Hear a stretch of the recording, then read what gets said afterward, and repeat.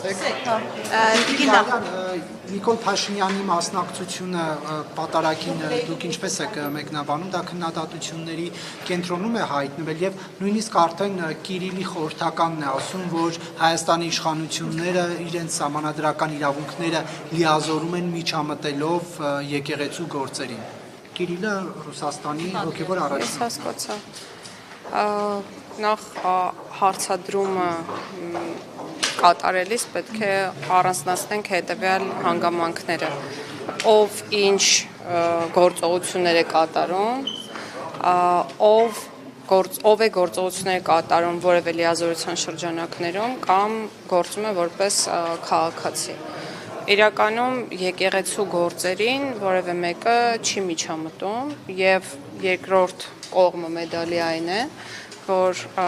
եկեղեցին ունենալով մեծ դեր մեր քաղաքացիների կյանքում իրականում տալիս է հնարավորություն քաղաքացիներին ոչ թե միջամտելու, այլ որոշելու, թե ինչ կերպ վարվեն կոնկրետ իրավիճակում։ Հիմա ես ինչպես կարող եմ մեկնաբանել այն ինչ տեղի է ունենում։ Կիրիլի խորհրդականի այս հայտարարությունը դուք միջամտություն համարում եք Հայաստանի գործերին։ Ես չեմ կարող մեկնաբանել արտասահմանյան գործիչների արարքները։ Տիկին նախարար, արդյոք Նիկոլ Փաշինյանը չի վերազանցել իր լիազորությունները եւ արդեն շատ որ պաշտոնական լիազորության դրա մասին էի խոսում։ Թողենք կներեք, ավարտեմ հարցս։ Շատ իրավաբաններ են կարծում, որ Նիկոլ Փաշինյանը իշխանությունը սահմանադրության կարգն է տապալել, խառնվելով եկեղեցու գործին։ Երբ որ Մայրաթորը հայտարարում է, որ տվյալ քահանան կարգալույծ է, իշխանությունը չի որ պետք է որոշի նա կարգալույծ է թե ոչ։ Այսինքն նա ինչ որ ձևով մտնում է եկեղեցու գործերի մեջ։ Եկեղեցին սահմանադրական կարգ հասկացության մեջ ընդհանրապես չի մտնում։ Երկրորդ վարչապետի կամ որևէ այլ պաշտոնատար անձի լիազորությունների շրջանակներից դուրս է պատարագի գնալը, դա ուղղակի ցանկություն է, որը կարող է ունենալ յուրաքանչյուրը, այդ թվում վարչապետը։ Ինչով է դա միջամտություն եկեղեցու գործերին, եւ ես ձեզ խնդրում եմ այն ինչ տեղի է ունենում կոնկրետ անհատների հետ, որոնք հանդիսանում են եկեղեցական սպասավորներ, երբեք չկապել եկեղեցու հետ, որովհետև դրանք տարբեր բաներ են։ Որպես արդարադատության նախարար այդ ամեն ինչը չի կապում, բայց գոնե երեք տեսել եք այն կադրերը, թե ինչպես անվտանգության ծառայողը քաղաքացուն բերանը փակելով դուրս անում եկեղեցու, դա հաղթում է թե չէ։ Կադրեր չեմ տեսել, բայց եթե բռնարարքի մասին է խոսքը, իհարկե դա քննադատելի երևույթ է, ոչ միայն քննադատելի, այլ նաև օրենքով պատժվող, եւ եթե այդպիսի բան է տեղի ունեցել, որը կրկնում եմ, որ ես չեմ տեսել, այդ մասին թող մտածեն իրավապահ մարմինները եւ տան համապատասխան արձագանք։ Կարծում եք, որ պետք է Նիկոլ Փաշինյանի անվտանգության աշխատակցին պատժել քաղաքացու բերանը եկեղեցուց։ Ես կարծում եմ, որ ցանկացած աշխատակից պետք է գործի իր լիազորությունների շրջանակներում, բայց ես եւ մենք այստեղ այս պահին գնահատականներ չենք կարող տալ, թե արդյոք որևէ անձ, այդ թվում որևէ լիազորություններ կրող պաշտոնատար անձ գործել է իրավաչափ, թե ոչ։ Այդ հարցի պատասխանը կարող են տալ միայն իրավապահ մարմինները։ Եվ տիկին նախարար, մեկ այլ երևույթի մասին, շաբաթ օրն էլ հրապարակվեց մի տեսանյութ, որը վերագրվում է Մայրաթորի դիվանապետին, խիստ անձնական բնույթի մի տեսանյութ։ Ինչպես է ստացվում, որ Հայաստանի Հանրապետությունում, որը ներկայացնում է իրավական պետություն, ժողովրդավար պետություն, եւ նման տեսանյութեր են պատրաստվում եւ հրապարակում, իդեպ այդ տեսանյութերը ոչ բոլորին է հասանելի, այսինքն ոչ բոլորը կարող են անել հատուկ ծառայությունները, մեծ լծակներ ունեցողները, ինչու պետությունը չի պաշտպանում իր քաղաքացիներին։ Ես չեմ կարող ասել եւ չգիտեմ ով կարող է դա անել եւ կամ չի կարող անել, ես կարող եմ ասել մեկ բան, որ երևույթը ուղղակի անընդունելի է, անձնական կյանքին ցանկացած միջամտություն,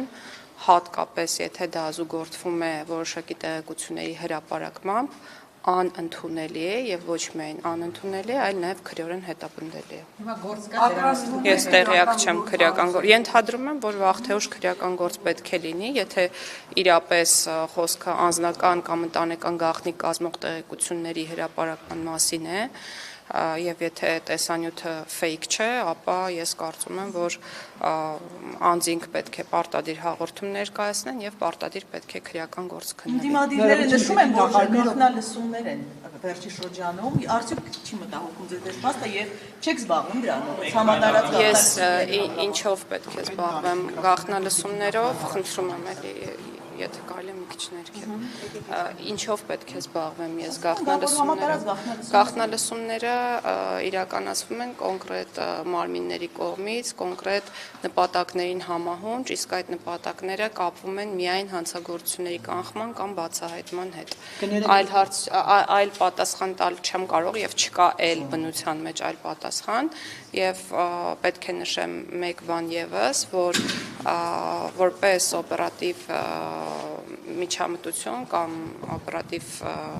հետախուզական գործունեության տեսակ կամ միջոցառում ձեր կողմից նշված գաղտնալսումը իրականացվում է կամ կարող է իրականացվել, եթե դա մասնագիտացված մարմնի կողմից է իրականացվում, միայն դատարանի որոշման հիման վրա եւ դա է քաղաքացիների պաշտպանության երաշխիք, այսինքն արկա է կոնկրետ վերահսկողություն նմանատիպ օպերատիվ հետախուզական միջոցառումներ իրականացնելու նկատմամբ։ Չէ, երաշխիքը դատական վերահսկողությունն է։ Ունենք ճիշտ է, այս բանին բոլորս լսում ենք, թե չէ։ Այդ շեմը ինչպես է։ Բայց դա նոր իշխանությունը իրավունք չունի եւ չի կարող թույլ տալ կամ չտալ հատել որևէ շեմ, եթե խոսքը օպերատիվ հետախուզական միջոցառումների մասին է։ Բայց ես կարծում եմ, որ անձնական տվյալների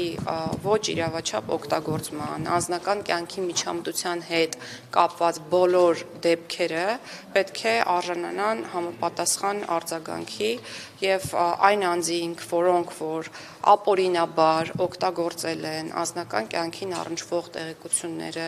ինչպես նաեւ հրապարակել են, պետք է ստանան իրենց արժանի եւ խիստ պատիժ։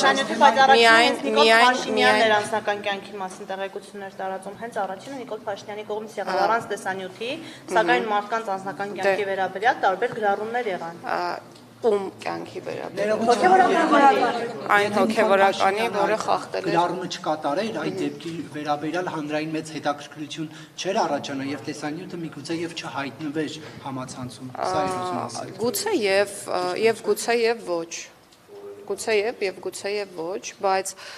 վարչապետի ասելիքը այն էր, որ պետք չէ եկեղեցականները թողնեն իրենց գործը, ուխտը, առաքելությունը եւ փորձեն զբաղվել քաղաքականությամբ եւ անընդունելի է, որ եկեղեցին ունենա այնպիսի սպասավորներ, որոնք իրենց արժեքներում կեղծ են։ Մենք օրեր առաջ ականատես եղանք, որ Ժողովանավանքում Ես չեմ կարող մեկ քայլ առաջ գալ իրականում։ Եկեք հետ։ Որ առաջ կան կգան։ Ինչ վտանգ ես կարող ձեզ տիկին գայլան որ առաջ կա։ Միկրոֆոնները որ իջեցնեք մի քիչ առաջ կգան։ ուղղակի չի լսվում, բայց իմ շարունակությունն է կներեք, ես հավերժացնեմ։ Տիկին գայլան կներեք, դուք ասում եք, որ հատուկ մարմինները միայն